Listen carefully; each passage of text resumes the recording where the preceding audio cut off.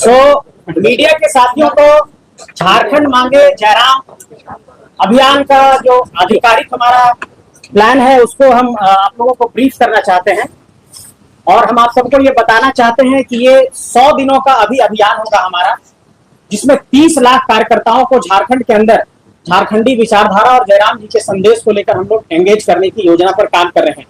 और इसमें देखिए, इसका एक हमारा मकसद है कि अगले 100 दिनों में 30 लाख कार्यकर्ताओं को कैसे एंगेज किया जाए और 3.25 करोड़ की आबादी तक इस संदेश को कैसे लेकर के जाया जाए, इसकी पूरी हम लोगों ने योजना तैयार की है। और इसका एक ही संदेश है कि झारखंड मांगे जयराम, और इस संदेश को झारखंड के एक एक हाउस होल्ड तक, एक एक घर तक पहुंचाने की हम लोगों ने योजना तैयार की है। और आप लोगों को ये बताना चाहते हैं कि झारखंडी भाषा खतियान संघर्ष समिति की ये जो सोच है कि किस तरीके से हम झारखंड के अंदर आगे बढ़ेंगे, तो 30 जून को जब हूल दिवस था उस दिन हम तमाम साथियों ने इस बात पर अपनी योजना तैयार की। और इससे पूर्व भी हम लोगों ने ये डिस्कशन किया था कि आगे हम लोगों को कुछ अभियान लॉन्च करना होगा ताकि जो बड़े राजनीतिक दल हैं उसके बीच में हम लोग अपनी जगह बना पाए। तो हम लोगों ने झारखंड मांगे जयराम अभियान के माध्यम से ये लोगों को जोड़ने की कोशिश की है कि जो हमारी सोच है, जो हमारी विचारधारा है।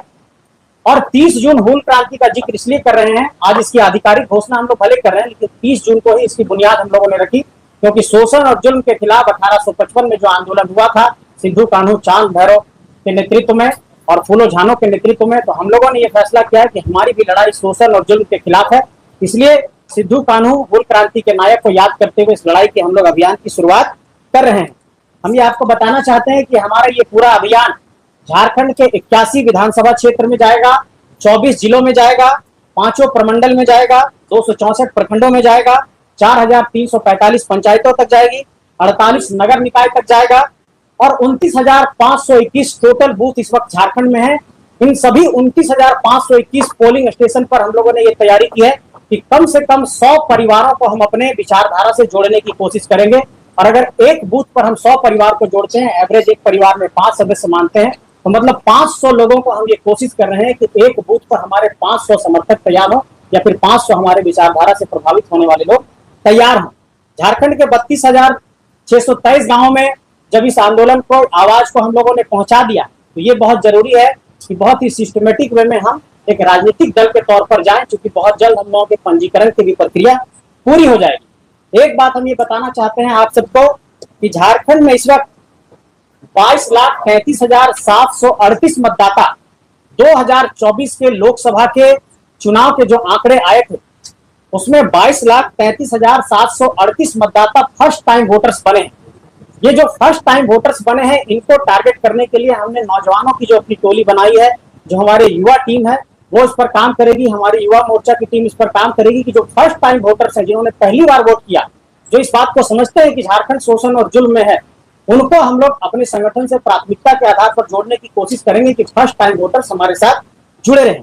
दूसरी बात आप लोगों को ये बताना चाहते हैं कि झारखंड में जो फर्स्ट टाइम वोटर्स 22,33,738 बने हैं, उसमें 11,39,960 महिला और 10,93,718 पुरुष है। इसका मतलब यह है कि 46,242 मतदाता झारखंड के अंदर फर्स्ट टाइम वोटर्स बनी। मतलब महिला वोटरों की संख्या जो फर्स्ट टाइम है वो झारखंड में अधिक है। इसलिए हमारी जो महिला मोर्चा की टीम है वो महिलाओं को संगठन से जोड़ने के लिए काम करेगी। और इस वक्त झारखंड के अंदर 2,55,18,642 मतदाता हैं और इनमें 1,29,97,325 पुरुष मतदाता हैं और 1,25,20,910 महिला मतदाता हैं और 407 थर्ड जेंडर मतदाता हैं। तो हम महिला और पुरुष मतदाताओं तक अपनी पहुंच को बनाने के लिए झारखंड के अंदर जो स्वयं सहायता समूह है महिलाओं का, जैसे JSLPA जैसा संगठन है, महिलाओं का संगठन है, इनसे भी हम संपर्क स्थापित करेंगे। और आज जो हमारे साथ साथी ज्वाइन कर रहे हैं, इन साथियों को, ऐसे और तमाम साथियों को जो इंजीनियरिंग बैकग्राउंड से हैं, जो टेक्निकल बैकग्राउंड से हैं, जो डेवलपमेंट सेक्टर से हैं, ऐसे लोगों को हम अपने संगठन से जोड़ने के काम करेंगे ताकि पॉलिसी और प्लानिंग, रिसर्च और डेवलपमेंट पर हम लोग एक नीति बना सकें। हम लोगों पर यह आरोप लगाया जाता है कि आप लोगों ने क्या रास्ता झारखंड को दिखाया है, क्या आपके पास कोई नीति है, कोई नियम है। तो हमारे साथ जो साथी जुड़ रहे हैं, जैसे हमारे साथी जो यहाँ पर बैठे हैं, इन्होंने दुनिया के 24 देशों में अलग अलग कंट्री को असिस्ट किया है। इन्होंने मॉरिशस में रेलवे को कैसे आगे बढ़ाया जाए उस पर काम किया और ये झारखंड के धनबाद के ही रहने वाले हैं, पिंडराजोरा के रहने वाले हैं। हमारे साथी यहाँ पर देखिए ये भी काफी क्वालिफाइड हैं, संतोष महतो। तो ऐसे तमाम साथी ज्वाइन कर रहे हैं और हम ये चाहते हैं कि झारखंड के यंग माइंड्स दुनिया के अलग अलग हिस्सों में अपना योगदान दे रहे हैं, वो लोग हमारे संगठन के साथ जुड़े। और इस पूरे संगठन का जो स्वरूप है आप सब जानते हैं कि केंद्रीय कमेटी, जिला कमेटी, पंचायत कमेटी और बूथ कमेटी है। तो इस पर हम लोग लगातार काम करेंगे। संगठन का और भी जो गतिविधि है कि गांव स्तर पर हम लोग कैसे ले जाएंगे, इसमें हम लोग आगे क्या करेंगे, वो कुछ गोपनीय पाठ है जो आप लोगों को समझ नहीं रह सकते हैं। लेकिन मूल बात यही है कि झारखंड मांगे जयराम के अभियान आज से शुरू हो चुकी है और इसकी शुरुआत के बाद हम लोग गांव-गांव इस अभियान को लेकर के जाएंगे और झारखंड के अंदर एक संदेश लेकर के जाएंगे कि किस तरीके से आदरणीय जयराम महतो जी को झारखंड का मुख्यमंत्री बनाना है और उसके लिए क्या कुछ किया जाना है। इस पहलू पर विचार होगा और इस पहलू को आगे बढ़ाने के लिए तमाम नए साथियों को, शिक्षित साथियों को संगठन से जोड़ने का काम होगा। उसी की कड़ी में आज 2 साथी भी हमारे संगठन को ज्वाइन कर रहे हैं। मैं चाहूंगा कि हमारे केंद्रीय अध्यक्ष टाइगर जयराम महतो जी आप सबको आप संबोधित करें।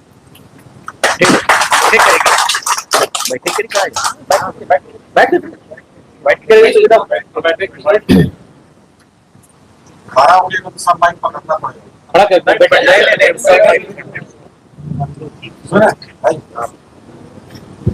तो सबसे पहले राष्ट्र के लोकतंत्र के चौथे स्तंभ तमाम मीडिया बंधुगण, मीडिया से जुड़े हुए बहनीगण, आप सभी का इस प्रेस कॉन्फ्रेंस हॉल में अभिनंदन है, आभार है।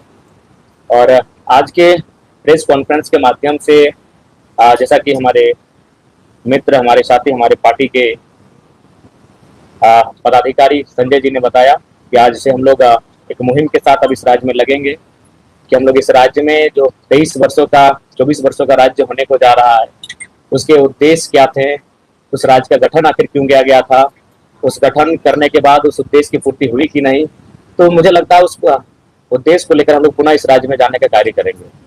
तो सबसे पहले हम लोग आपके माध्यम से तमाम इस राज्य में जो भी ऐसे लोग हैं जो अन्य पार्टियों से जुड़े हैं, अन्य पार्टियों में उनकी आस्था बनी रही है, उन्हें हम चाहेंगे झारखंडी विचारधारा अगर उनके हृदय में आज भी समाहित है तो उनका सादर अभिनंदन है, स्वागत है। और उनका हमारे राजनीतिक दल में जो नए तौर पर, नए तरीके के साथ और नए मापदंडों के साथ झारखंड की राजनीति में क्रांतिकारी पहल के तहत कदम रखने जा रही है, उनका सभी का स्वागत है। और साथ ही साथ चूंकि झारखंड की राजनीति में काफी उठापटक हो रही है, काफी दांव पेच दिख रही है, इस बीच हम लोग राज्य की स्थिति को जो पा रहे हैं और सबसे पहले माननीय मुख्यमंत्री पुनः आए हैं तो उनको स्वागत करते हैं। हालांकि चंपे चाचा क्या इस हाल में नहीं छोड़ना चाहिए, फिर भी जो उनका हम स्वागत करते हैं और उन्हें आशा करते हैं कि आज विशेष सदन बुलाया गया था। हम उम्मीद करते हैं कि विशेष सदन झारखंड के युवाओं के लिए बुलाया जाए, झारखंड के छात्रों के लिए बुलाया जाए, झारखंड के किसानों के लिए बुलाया जाए और उनकी समस्याओं का भी निदान इसी प्रकार विशेष सदन के माध्यम से हो। और पुनः चूंकि जैसा कि हम लोग देख पा रहे हैं आज भी केवल हमारे जो विधायक गण हैं उनकी सैलरी में इंक्रीमेंट हो रहा है, लेकिन हमारे जो आज सहायक पुलिस कर्मियों की बात करें तो वो धरने पर बैठे हैं। आज उनकी ओर से एक पोस्टर देखें, जरा बहुत ही मार्मिक पोस्टर था कि हमें नक्सली बनने पर मजबूर ना किया जाए। तो ऐसे में हम अपेक्षा रखते हैं पुनः जो गठित हो रही है हमारी सरकार नए मंत्रियों के साथ एक फ्रेश होकर उनसे आशा करते हैं उनकी समस्या का निदान हो। हमारे पास अभी रास्ते में चलते चलते झारखंड स्टेट फार्मेसी काउंसिल के साथी मिले, उनका प्रतिनिधिमंडल मिला, उनकी भी जो मांगे है कि 23 वर्षों से एक छत्र जो व्यक्ति आज नहीं रहे, शायद 23 वर्षों से उनका कार्यकाल रहा, लेकिन वहाँ के झारखंडी लोगों को मौका नहीं मिला, जिस कारण काफी समस्याएं हैं। तो इन समस्याओं का समाधान हो, निदान हो। और आज के प्रेस कॉन्फ्रेंस का जो महत्वपूर्ण उद्देश्य यही है कि हम लोग खुला आमंत्रण, खुला निमंत्रण उन सबों के लिए कि वे लोग हमारे साथ चलें, जो झारखंडी भावनाओं के साथ है, जो झारखंडी राज्य को अलग गठन करने के समर्थक रहे हैं।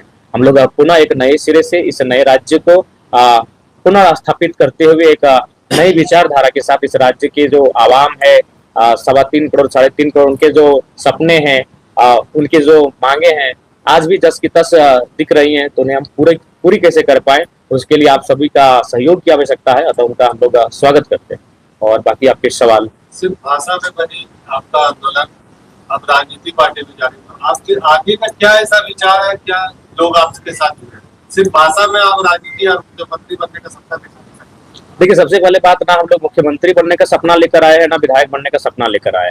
हम लोग मुद्दों के साथ खड़े रहे, जिन मुद्दों के साथ झारखंड के नेताओं को खड़ा होना चाहिए था। अब तो ये हम लोगों का 2 साल का कार्यकाल रहा है और हम लोग का ये आवाज बनने का काम किया कि अब हमारे नेता, हमारे विधायक कानून की किताबें पढ़ने लगे हैं और मुद्दों पे बात करने लगे हैं। तो ये मुद्दों को इग्नोर कर देते थे, आप खुद उनसे सवाल पूछते थे वो सीधा स्किप कर जाते थे, यानी मुद्दों पर बात करना ये मुनासिब नहीं समझते थे। तो अगर ये मुद्दों पर बात कर रहे हैं, अब वो संसद दिल्ली में जाके लघु उद्योग, कुटीर उद्योग की बात कर रहे हैं पलायन को रोकने के लिए, तो ये बड़ी बात है, हमारी उपलब्धि है। तो अगर आपको अभी भी लगता है तो मैं आपको पुनः कहूंगा, अभी भी हमें दोनों राजनीतिक दलों से अभी तक का ऊपर है कि 7 सीटों का 9 सीटों का है।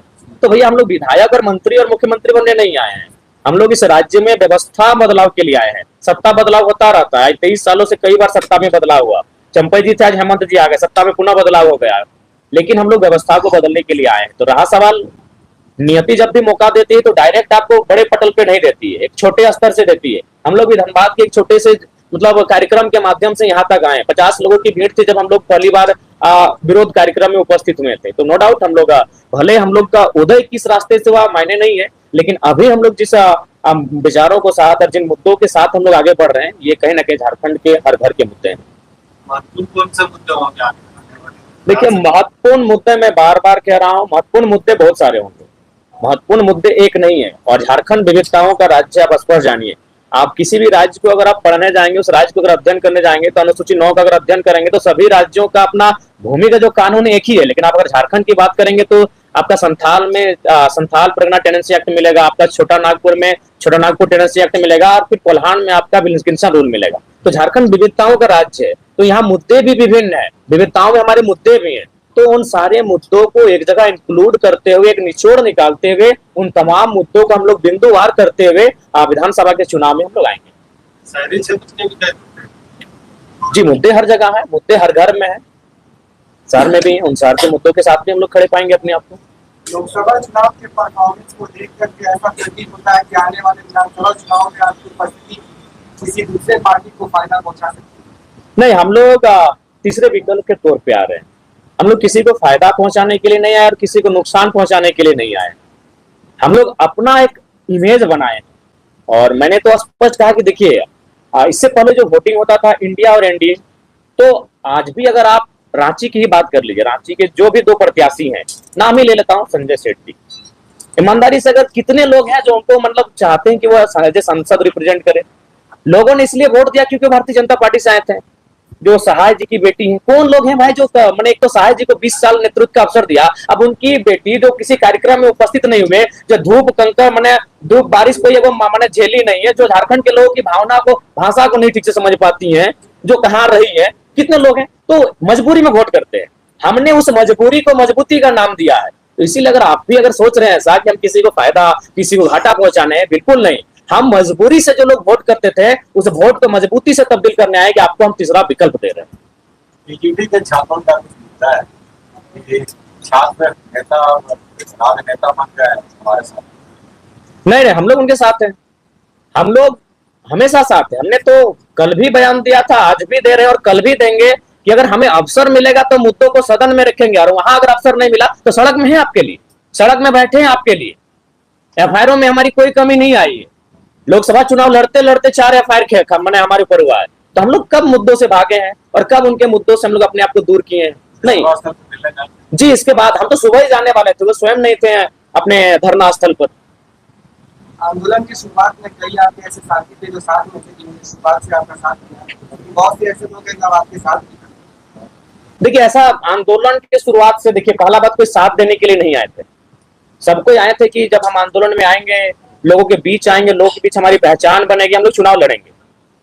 तो सब अपने अपने मोनोपोली लेकर आए थे, लेकिन हम तो एक छात्र थे, हम तो उस दिन जाना भी नहीं चाहते थे आंदोलन में, चले गए, नियति हमें लेकर जा रही थी। अब लोगों ने हमें पसंद किया, लोगों ने हमारे नेतृत्व को स्वीकार किया, तो उसमें हम क्या कर सकते हैं? हमने तो कभी नहीं कहा कि हमारे हाथों में नेतृत्व दीजिए, लोगों ने स्वीकार किया, लोगों ने विश्वास किया। और ये साथी पुराने नए क्या, अभी हो सके इसी सभागार में हमारे बहुत सारे साथी हैं जो 3 महीना बाद हमारे साथ नहीं दिखेंगे, जो साफ जो कहना है वो साफ कहेंगे। शुरू से ही आंदोलनों के पीछे आपकी राजनीतिक महत्वाकांक्षा? नहीं, बिल्कुल नहीं। अगर आप हैं तो प्रमाणित कीजिए, हमने तो कभी राजनीतिक महत्वाकांक्षा नहीं। अच्छा, अगर है तो हम आपको, चलिए हम आपको 10 लाख रुपया देते हैं, आप एक नेता बना दीजिए। तो 10 लाख रुपया दे रहे, 1 करोड़ रुपया दे रहे हैं, किसी भेड़ सजाइए और किसी कॉलेज के पढ़ने वाले नेता को सीएम के रूप में फेस करवा दीजिए। सर, बोलना आसान है, नेता बन जाएगा रातों रात, इतना आसान चीज है? उसके लिए लड़ना पड़ता है, उसके लिए कलेजा चाहिए, जिगर चाहिए, बात करना होता है बीसीएल के खिलाफ, धरना देना पड़ता है, केस खाना पड़ता है। नेता ऐसे बनता है। 10 लाख नहीं, आपको नेता बना दीजिए। जयराम जी, आप 50-55 सीट पर आगामी विधानसभा चुनाव में लड़ने वाले हैं। ऐसे में अगर चुनाव में अगर किसी भी पार्टी को बहुमत नहीं आती है, तब जेबीकेएसएस किस और मुड़ सकता है? देखिए, ये रायशुमारी दी जाएगी, क्योंकि आप पूरे 81 सीट पे तो लड़ नहीं रहे हैं। नहीं, किसने कहा 81 सीट पे हम नहीं लड़ रहे हैं? पिछले प्रेस कॉन्फ्रेंस हमने क्या कहा था? पहला बात, आप लोग हर चीज को आप ले लेते हैं एकदम। हमने क्या था अनुमान? हमने क्या कहा था? हम लोग 8 लोकसभा लड़े हैं, 8 6 48 होता है, चतरा और राजा में 5-5 सीट, 46 तो लड़ेंगे ही लड़ेंगे। जहां लोकसभा लड़े हैं वह विधानसभा लड़ेंगे ही लड़ेंगे। हम लोग जमशेदपुर नहीं लड़े थे, गोड्डा नहीं लड़े थे, पलामू में नहीं लड़े थे। हम आपको बता रहे थे कि अनुमान हम लोग 55 तक जा रहे हैं। अब हमने ये कहा था कि अनुमान, तो अगर समय बीतता जाएगा, हम लोग आगे बढ़ते जाएंगे, 81 को टच करेंगे, उसमें क्या हर्ज है? जयराम जी, अगर आपको स्पीकर बनने की का मौका मिलता है तो वैचारिक तौर पर आप किसके नजदीक होंगे, एनडीए या इंडिया? देखिए, हमें लगता है उस समय रायशुमारी होगी, वैचारिक रूप किसी का नहीं होता है। पहला बात है कि जो पार्टी होती है ना, पार्टी निर्जीव होती है। वर्तमान उस समय पार्टी को चलाने वाले नेता उसको जीवित रखते हैं। तो आज अगर मान के चलिए हेमंत के हाथों में जेएमएम की बागडोर है, कल किसी और के हाथों में, बीजेपी की जो बागडोर जिनके हाथों में, अभी भी मान के चल, देखिए जो बीजेपी को लोग याद करते हैं अटल जी को और मोदी से तुलना करते हैं, तो अटल जी कहते हैं कि नहीं, वो सबको लेकर चलने वाले लोग थे, इस तरह का उनके साथ माहौल नहीं था। यही पार्टी थी, इसी पार्टी के नेता थे। तो पार्टी निर्जीव है, उस पार्टी के नेता उस पार्टी को जीवंत करते हैं। तो उस समय अगर किसी भी पार्टी में अगर विचारधारा मिलने वाले लोग आएंगे, अगर वे आगे आकर अगुवाई करेंगे, तो हम लोग बैठेंगे, बैठने में कोई आपत्ति नहीं। व्यक्तिगत विचारधारा बेटर करेगा नेताओं का, जी बिल्कुल। पार्टी की कोई विचारधारा नहीं होती है। पार्टी की विचारधारा को नेता ही जीवित करते हैं। पार्टी की विचारधारा किताबों में रह जाती है। तो मैं ये चाहता हूं कि जो आज हमारे साथ संगठन में ज्वाइन किए हैं संतोष महतो जी और प्रकाश कुमार जी, तो संतोष जी, मैं चाहूंगा कि आप संगठन को संपर्क के साथ।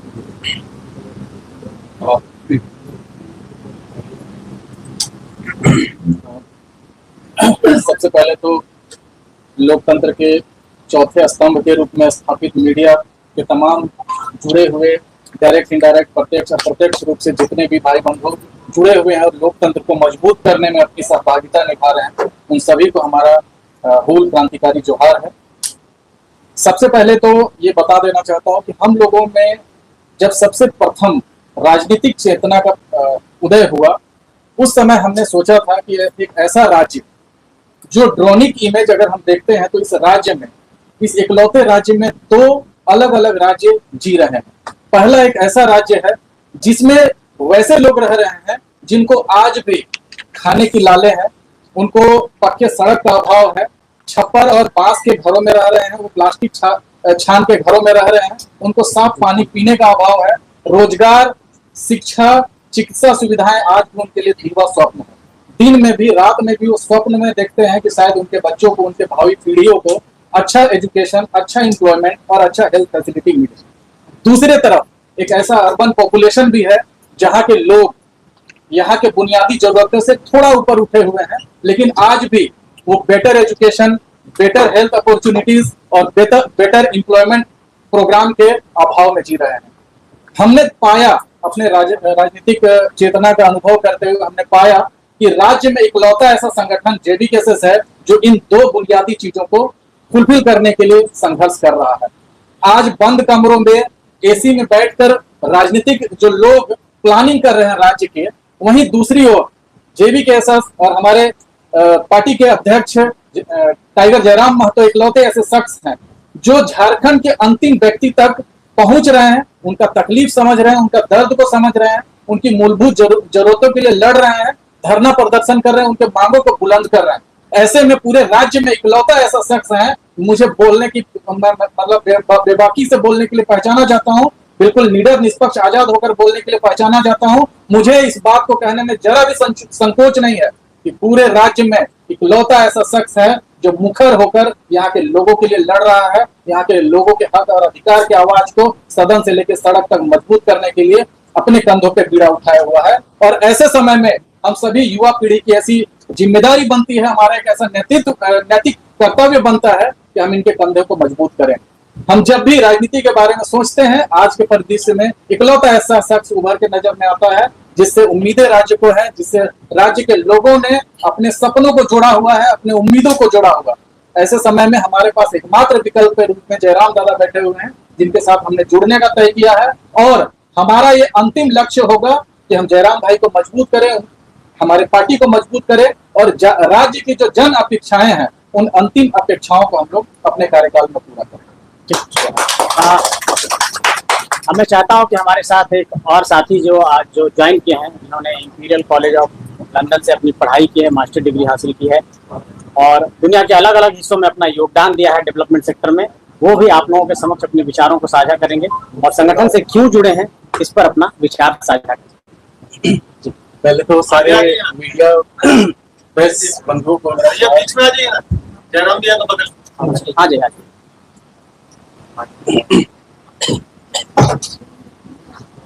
पहले तो मीडिया के सभी साथियों को और जो लोग भी यहाँ हैं सबको मेरा जवाब। मैं प्रॉपर झारखंड से ही हूँ और जैसा संजय जी ने पहले बताया कि मेरा सिविल इंजीनियरिंग मेरा बैकग्राउंड है।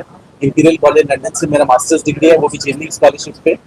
और इतने साल से 18-19 वर्षों से जो मेरा भी अनुभव रहा है हर जगह पे कार्य करने का, तो जब भी जैसे चाहे बॉम्बे में मेट्रो में काम कर रहा हूँ इस वक्त, उसके पहले मैंने लखनऊ में, कोचिन में, अहमदाबाद में और अलग अलग शहरों में काम किया, अलग अलग देशों में काम किया। मेरी लास्ट पोस्टिंग मॉरिशस में थी, जहाँ पे लाइट रेलवे प्रोजेक्ट के इम्प्लीमेंटेशन पे मैंने काम किया था।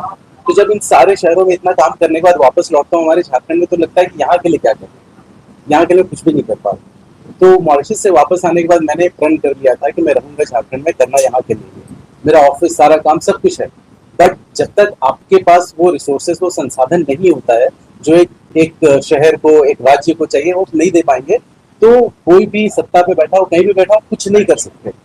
तो मैंने बहुत सारे प्रपोजल्स बनाए, मैं बहुत लोगों से मिला पिछले 2 साल 3 सालों में, इवन माननीय चंपाई सोरेन जी से भी मिला हूँ मैं, और भी बहुत लोगों से मिला हूँ, लेकिन कहीं ना कहीं लगता है कि एक नेतृत्व या उस चीज को समझने की, और जबकि JBKSS में मैं इस जो आंदोलन था उसमें अपने स्तर पे मैं जो कर सकता था वो मैंने किया है शुरू से।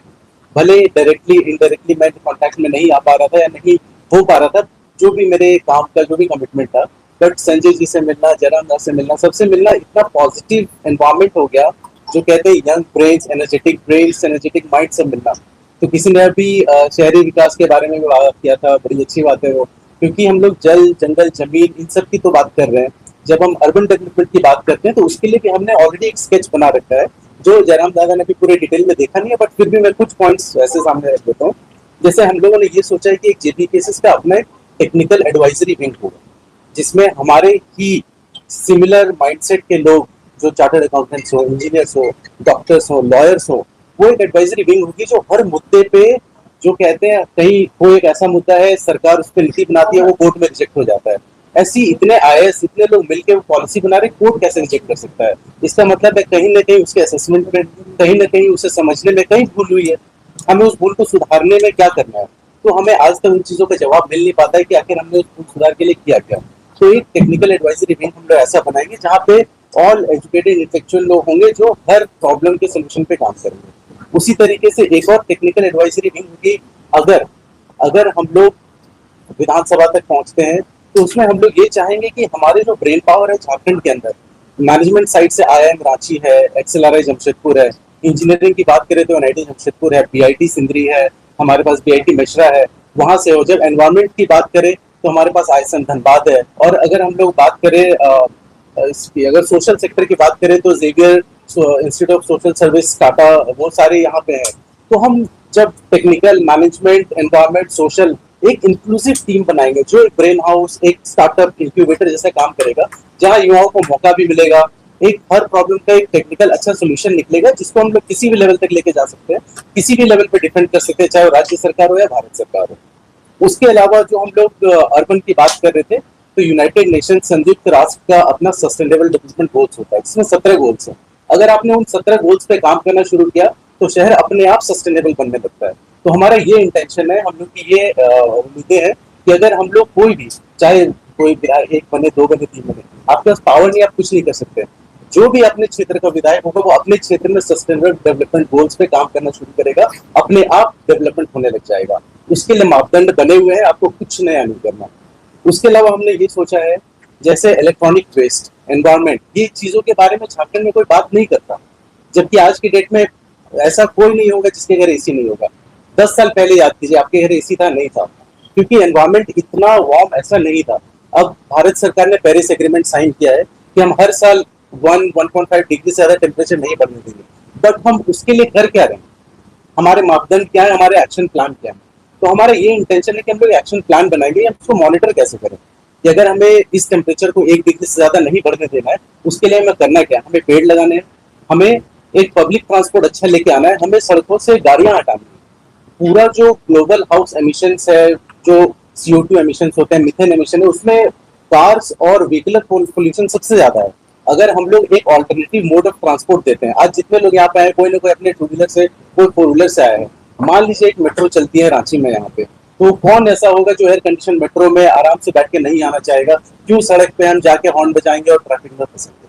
तो हमारा ये इंटेंशन है कि जब अगर इनकेस हम लोग पावर में आ जाते हैं, तो हम लोग कम से कम सारे शहरों में, बड़े शहरों में, Dhanbad, Bokaro, Ranchi, Jamshedpur, comprehensive mobility plan बनवाएंगे, जिसके तहत कौन सी जगह पे ट्रैफिक को इम्प्रूव करने के लिए क्या सोल्यूशन चाहिए, वो उस पर काम किया जाएगा और उसको हम लोग हर स्तर पे उसको अप्रूव करने का काम करेंगे। और उसके अलावा एक और बहुत अहम मुद्दा है हमारे शहरी क्षेत्र में या गांव के क्षेत्र में, रोड एक्सीडेंट्स का। झारखंड में हर दिन आप न्यूज़पेपर उठाएंगे, किसी भी शहर में आप देख लीजिए 4-5 एक्सीडेंट्स और उससे मौतें हर दिन हो रही है।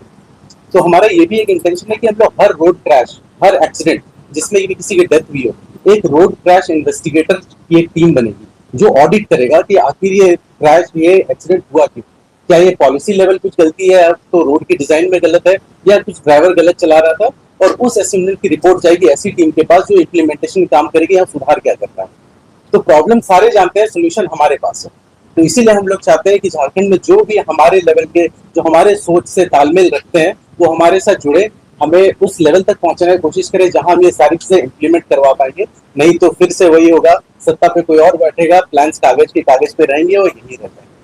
तो बस ये मेरा रिक्वेस्ट है आप सब लोगों से, इसी मुहिम के तहत प्लीज सपोर्ट कीजिए जयराम दा को।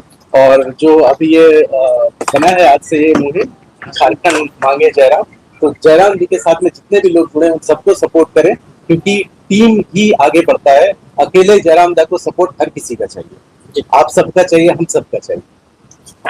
हमारे अध्यक्ष जी से और भी अगर मीडिया के साथियों का कोई सवाल है तो वो सवाल रख सकते हैं। थोड़ा लेट में आए जी, 2-3 सवाल पूछे। आज कैबिनेट का एक्सपेंशन होने जा रहा है, कुछ नए चेहरे भी हो रहे हैं, कुछ पुराने चेहरों को बाहर किया जा रहा है। क्या आपको लगता है कि इस वक्त जो सरकार की स्थिति बनी सदन के अंदर, सदन के बाहर, मतलब क्या ये आपको लगता है कि नेचुरल था या इसको मैन्युफैक्चर किया गया, या इसको आर्टिफिशियल ढंग से डिजाइन नेचुरल नहीं है। सरकार के अंदर कुछ न कुछ गतिविधियां ऐसी हो रही होंगी जो अनबैलेंस थी। सुनने में तो ये आ रहा था कि उनके जो गठबंधन के साथी हैं वो दिल्ली तक अपनी फरियाद लेकर पहुंचे, तो कुछ है अंदर की बातें। पिछली बार आपने इरफान अंसारी का जिक्र किया था, वो भी एक बार मंत्रिमंडल में इंक्लूड हो रहे हैं, सजेशन सजेशन यही रहेगा कि कॉमेडी थोड़ा ना करें और जो गंभीर मामले हैं उनको उठाएं, विशेषकर संथाल परगना का जो प्रमंडल जहाँ से वो आते हैं, वहाँ जो समस्याएं बढ़ रही हैं उन समस्याओं का निदान करें। चंपाई सूरत को हटाने को लेकर एक राजनीतिक दिलचस्प ये देखा जा रहा है कि जो संथाल के आदिवासी है उनका अपमान, आप इस वजह से देखते हैं? स्वाभाविक है, अपमान तो माना जा सकता है क्योंकि वृद्ध नेता है और उस समय के जब गुरुजी का दौर था, निर्मल दा का दौर था, तो मेरे हिसाब से 3 महीना का जो समय बचा था माननीय वर्तमान मुख्यमंत्री को उतना सेक्रीफाइस करना चाहिए था। आपकी पार्टी का 6 तारीख को रजिस्ट्रेशन कंप्लीट होने वाला है, जी लगभग संपन्न हो चुकी है। कल या परसों हम लोग का दिल्ली का बुलावा है, हमारी टीम जो हैंडल कर रही है वो जाने वाली है। हमारे व्यूअर्स का मतलब एक कमेंट आया है, कह रहा है कि JPKSS आदिवासी विरोधी पार्टी। ठीक है, देखिए पहला बात व्यूअर्स कहें, ठीक है, कौन सा काम हमारा आदिवासी विरोधी तेरा पता है? कोई बयान हमारा आदिवासी विरोधी, हमारा कोई काम आदिवासी विरोधी? तो फिर आप इतने बड़े पत्रकार हैं, इतने बड़े कक्ष में बैठे हैं पत्रकारों के बीच और एक व्यूअर के कमेंट को उठा लिया, आपके पास कोई तर्क ही नहीं है, तो नहीं लगता है आप अपना भी समय जाया कर, मेरा भी। कल हम मुआवजा दिलाए 15 लाख का, वो आदिवासी परिवार था, भूमिज परिवार को हम 26 लाख का मुआवजा दिलाए, कोई काम बताइएगा तब ना। ऐसे कोई व्यूअर मैंने कोई फेसबुक में कोई लिख दिया, आप उसको गंभीर रूप में सवाल ले लेते हैं। आपके देखिए वो जो सवाल वहां से आ रहा है उस सवाल के पास अगर आपका कोई भी तर्क अगर टेली कर रहा है तो इस सवाल को रखिए, नहीं तो आप अपना भी समय गंवा रहे हैं, मेरा भी, और हमको लगता है इस मर्यादित हॉल का भी समय गंवा रहे हैं। दादा एक सवाल ये, पिछली बार जब किसी कर रहे थे आपने कहा था कि कोई हमारा प्री पोल अलायंस नहीं होगा, जब भी होगा पोस्ट पोल अलायंस होगा, वो भी अपने लोगों से बातचीत करेंगे। जी बिल्कुल। तो इस बीच में कुछ आपका माइंडसेट बदला है? नहीं, माइंडसेट वही है। अलायंस के लिए बहुत सारी टीमें आई हैं और जो प्रभारी बन के आ रहे हैं उस केबिन में भी उस बैठकर हमारी चर्चा हो रही है हमारे नाम का।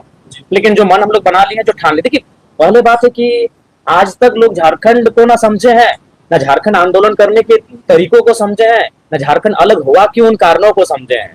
देखिए अगर आप झारखंड आंदोलन को समझ रहे हैं तो आपको भी मालूम है, आपको 1985 का दौर जाना होगा, 90 का वो दौर जाना होगा, निर्मल दा की शहादत को समझना होगा, उस समय जो परिस्थितियां थी झारखंड राज्य में, विशेषकर जो इंडस्ट्रियल बेल्ट जिनका उत्थान हो रहा था, माइन, उन क्षेत्रों को समझना होगा। देखिए ये चीज सच्चाई है, झारखंड भले आज 24 जिला हमारे पास है, लेकिन 7-8 जिले ऐसे हैं जिनको झारखंड राज्य नहीं चाहिए था, कोई मतलब नहीं था।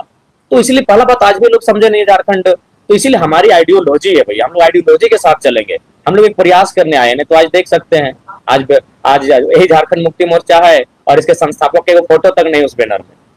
जयराम जी, अभी पत्रकार साथी ने पूछा कि कमेंट किया है, जिसका आपने कहा कि जी मेरा कहना ये है कि अगर कोई व्यूअर या फिर कोई समर्थक कमेंट कर रहा है उसका जवाब तो आपको देना ही पड़ेगा। आज तो हम भी आपसे पूछेंगे कौन सा सवाल। नहीं, चाहे हम चेयरमैन ठीक की है, बात करें, नहीं मेरा बात, हाँ बोलिए, चाहे हम चेयरमैन की बात करें या भाजपा की बात करें, हमेशा से उन लोगों ने जनता को नजरअंदाज किया। उनके व्यूअर ने अगर सवाल किया है तो जवाब आप देंगे, आपने क्या किया था। तो हम तो वही पूछ रहे हैं, कैसे व्यूअर पहला बात तो व्यूअर क्या हुआ, कहीं भी नहीं कि व्यूअर आपका 18 साल प्लस का भी, लेकिन उसकी बौद्धिकता भी है कि नहीं है।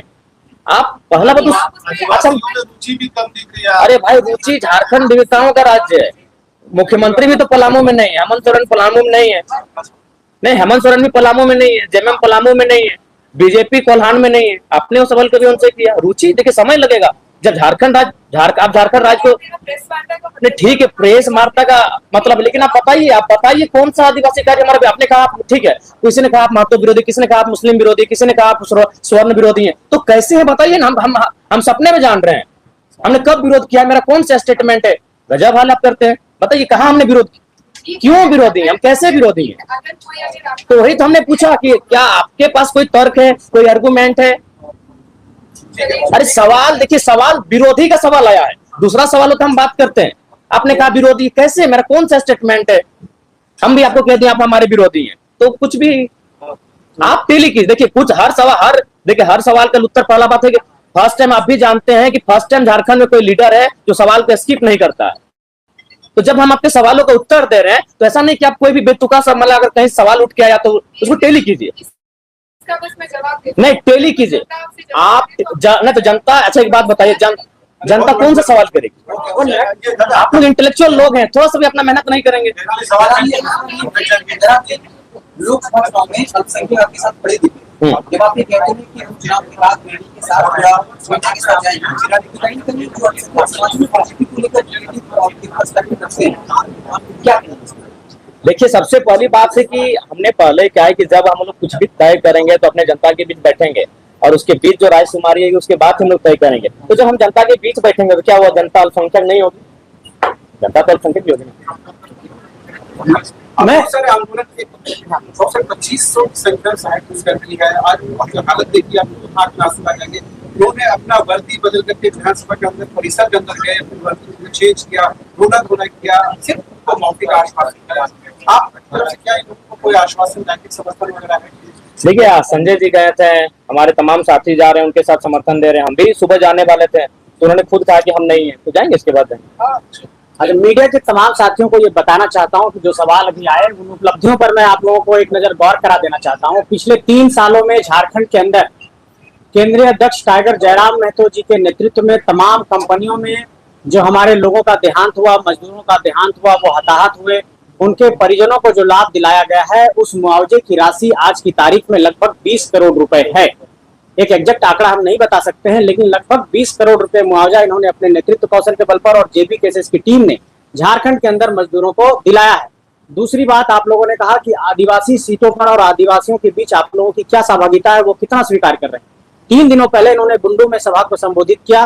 तमाड़ एक आरक्षित सीट है, आदिवासियों के लिए, और वहां पर एक बहुत बड़ा जनसैलाब उमड़ करके सामने आया। लगभग 50,000 की संख्या में लोग जुटे इनको सुनने के लिए। ये बात ये साबित होती है। तीसरी बात हम ये कहना चाहते हैं कि झारखंड के आदिवासियों की एक सबसे बड़ी मांग सरना धर्म कोड की रही है, और इस समुदाय के साथ हम लोग इस मांग के समक्ष हैं, साथ खड़े हैं। उनकी भावना इससे जुड़ी है। जेबी केसेस भी इस समर्थन करता है उनके मांग का। तीसरी बात ये कहना चाहते हैं कि विस्थापन, पुनर्वास, नियोजन, पलायन, बेरोजगारी, पेपर लीक, इन तमाम मसलों पर हम लोगों की जो मुद्दों की लड़ाई है, उन्हीं मुद्दों पर यह लड़ाई लड़ी जाएगी। झारखंड का स्थानीयता नियोजन वही रहेगा, और झारखंड मांगे जयराम अभियान के तहत झारखंड के 81 विधानसभा क्षेत्र, 5 प्रमंडल, 24 जिले, 4,345 पंचायत, 264 प्रखंड और 48 नगर निकाय और 32,623 गांव और 29,521 पोलिंग स्टेशन तक हम लोग पहुंचेंगे, और झारखंड में एक इतिहास बना। एक लास्ट कि कुर्मी समाज का अपनी मांग है कि आदिवासी सूची में शामिल किया जाए, आपका क्या स्टैंड? देखिए, हमने स्पष्ट कहा है कि जब हम लोग सदन में आएंगे, देखिए जहाँ समस्या है समाधान वही है। और जहाँ तक कुर्मी समुदाय का मांग है, ये आज का नहीं है। जब हमारा जन्म नहीं हुआ था, हमारे पिताजी का जन्म नहीं हुआ था, जब से 1950 में बगैर नोटिफिकेशन के उनको शेड्यूल ट्राइब, जो उस समय प्रिमिटिव ट्राइब होता था वर्जन उसके नाम से, उस समय शेड्यूल ट्राइब नाम नहीं था, तो उस समय हम लोग सूचीबद्ध थे बकायदा। हमारा सीएनटी में सारी चीजें आ रहा। ऐसा नहीं आज आप आदिवासियों के पीछे हम लोग, ऐसा बात नहीं, हम लोग दूर में रहते हैं। उनका भी कहना है आप ट्राइब हैं, कौन कह रहा है कि आप ट्राइब नहीं, बस शेड्यूल मत हो। उनको इस बात का डर है कि जो 26% का रिजर्वेशन है उसमें उनको लग रहा है कि मतलब हम लोग का मैंने आपकी एंट्री होगी तो हमें हमारा हक अधिकार वंचित होगा। तो उस पर हमने स्पष्ट कहा है कि इसी देश में 2016 से पहले कोई ऐसी व्यवस्था नहीं थी कि जो लोग रिजर्वेशन का लाभ नहीं ले रहे हैं वे लोग आएंगे, लेकिन अचानक 2016 में एक बिल आता है ईडब्ल्यूएस के नाम से, पूरा देश उसे स्वीकार भी करता है। तो मेरे कहने का तात्पर्य पहला बात है कि इस माइंड से आपको देखना होगा, हमारी जो मांगे है वो आरक्षण की नहीं, वो संरक्षण की है। इसलिए संरक्षण की मांगे हैं कि हमारा जो कौम है उस कौम का उत्पत्ति हुआ है कुड़ुम शब्द से, कुड़ुम यानी कुड़मी। तो हम लोग का संबंध है कोड़ना, कोड़ना यानी मिट्टी। तो आज अगर सबसे ज्यादा अगर आप बात करें झारखंड में, अगर जमीन किसी उद्योग धंधे में, माइंस में गया है तो नो डाउट हमारे कौम का गया है। क्यों गया है? इसी कारण कि उनको नोटिफिकेशन के बिना इसीलिए हटाया गया था।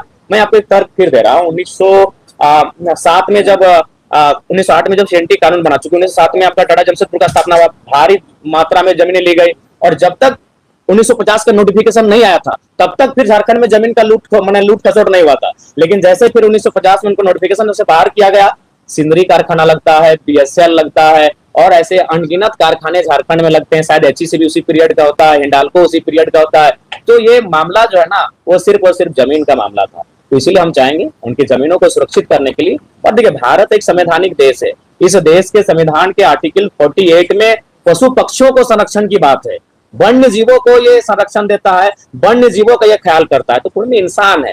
एक ऐसा रूल लेके आए, ऐसा विकल्प लेकर आए, एक ऐसा कॉलम लेकर आए कि विवाद ना हो, इनका विवाद ना हो और इनका सम्मान भी बच जाए, इनका अधिकार भी बच जाए, संरक्षण मिल जाए। तो हमने तो स्पष्ट कहा है कि हम लोग जब जाएंगे तो एक जिस प्रकार से एक नया अचानक ईडब्ल्यूएस का कानून आया, हम लोग एक न्यू कोई कॉलम लेकर आएंगे और ये विवाद का समाधान करेंगे।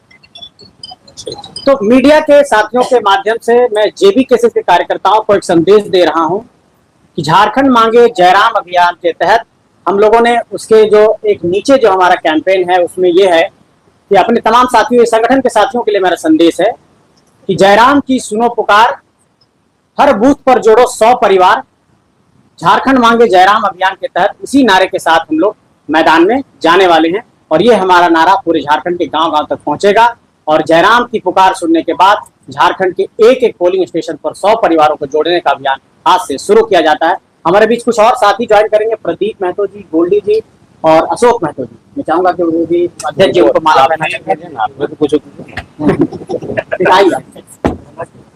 और कोनो सवाल हो? आइए।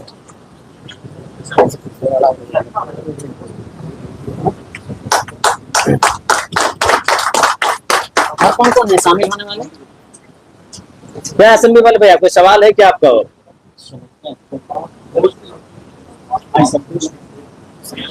संतोष महतो जी, आ जाइए आप भी। जो शामिल होने वाले हमारे साथी हैं आज संगठन में शामिल हो रहे हैं, सभी लोग आ जाइए। शशिकांत जी भी आ जाए।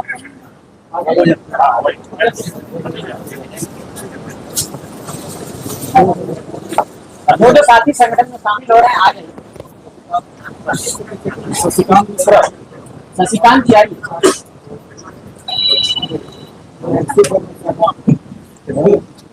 बहुत स्वागत है आपसे। हरीश शर्मा,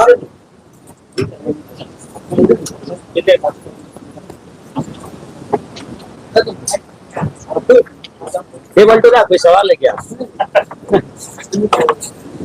नहीं, सबको बुलाया, जितने हमारे साथी संख्या बढ़ेगी उतना हमारा हौसला बढ़ेगा।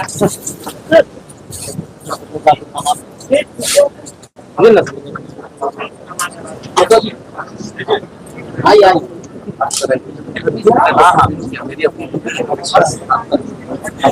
हाँ मेरी दीदी है डॉक्टर प्रदीप। आप रुको, ठीक है। बात से चल रही है ठीक है, आराम से मिल लेंगे तो फिर डिटेल में बात ठीक है। आपका बहुत टैलेंटेड है। तो भाई जब विदेश से घूम के आए तो भाई टैलेंट कैसे है?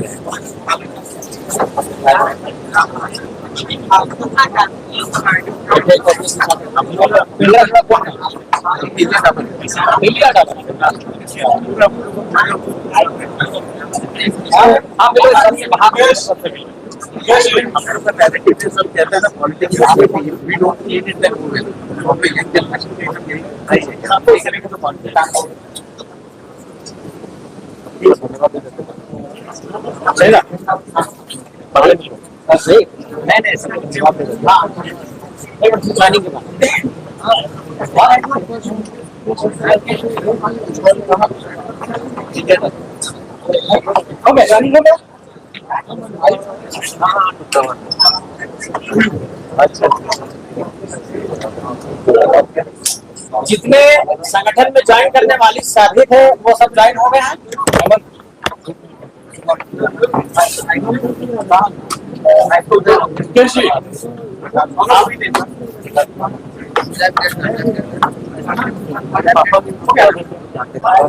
चलिए मीडिया के साथियों को थैंक्स कहेंगे हमारे आते कहा कस कह रहे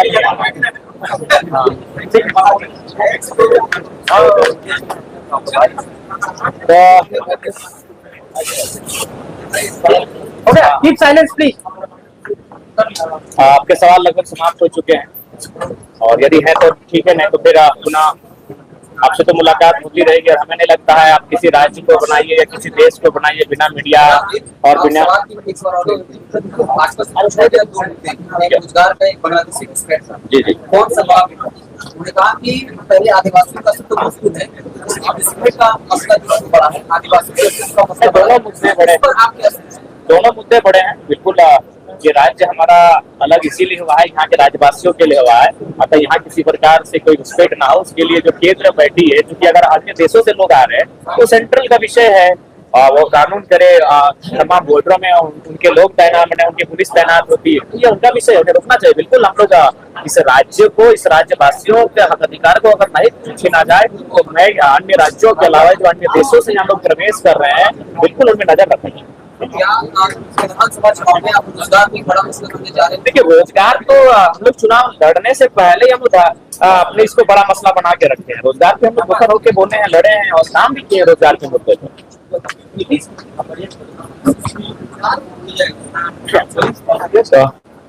पुनः तमाम जो हमारे मीडिया के साथी हैं, और कभी आपसे ऐसा नहीं लगा कि आप लोग मीडिया कर्मी हैं, आपसे एक अपनत्व का भाव है और इसीलिए कभी सवालों के बीच हम दोनों का, हम सबों के बीच एक बार कभी कभी खट्टी मीठी बातें भी हो जाती हैं, तीखी बहस भी हो जाती हैं। तो ओवरऑल कभी ऐसा फील नहीं हुआ कि आप लोग मीडिया हैं, ऐसा लगा कि आप लोग हमारे अंग हैं, हमारे एक जैसे ही हम, बस आपका प्रोफेशन अलग है। बाकी अपनत्व का भाव है, आप लोगों से बहुत ज्यादा सहयोग मिला है, तभी आज एक मामूली सा लड़का इस राज्य को रिप्रेजेंट करने जा रहा है। और राज्य को रिप्रेजेंट ही नहीं कर रहा है, जो आपको बताना चाहेंगे, जो बाकी दलों के जो मिनिस्टर और चीफ मिनिस्टर प्रभारी बन के आ रहे हैं, अगर वो चाय मैंने बैठकर अपने केबिन में पी रहे हैं तो मेरे नाम का अगर चर्चा कर रहे हैं तो उसमें मीडिया का बहुत बड़ा रोल है। अतः आगे भी आपका रोल बना रहे और देश की आजादी से लेकर आज तक और आगे भी आपका रोल बना रहे। हम इसकी शुभकामनाएं देते हैं और इसकी अपेक्षा भी रखते हैं और हम ये दुआ भी करते हैं कि सबसे ज्यादा अगर कोई मजबूत होकर निकले तो हमारी मीडिया होकर निकले, क्योंकि ये वास्तव में जनता की आवाज है। अगर जहाँ जनता की आवाज का घुटन होगा, जहां जनता की आवाज का दमन होगा, वह मीडिया उसके लिए आवाज बने, हम ये अपेक्षा रखते हैं और उनके लिए दुआएं भी देते हैं, प्रार्थना करते हैं। तमाम आज इस हॉल में उपस्थित हमारे मीडिया से जुड़े तुम्हारे भाई, हमारी बहनीगण सभी को अभिनंदन करते हैं, नमस्कार करते हैं। जुहार। एक फोटो सेशन लास्ट, एक फोटो सेशन पकड़िए विराट, प्लीज पकड़िए।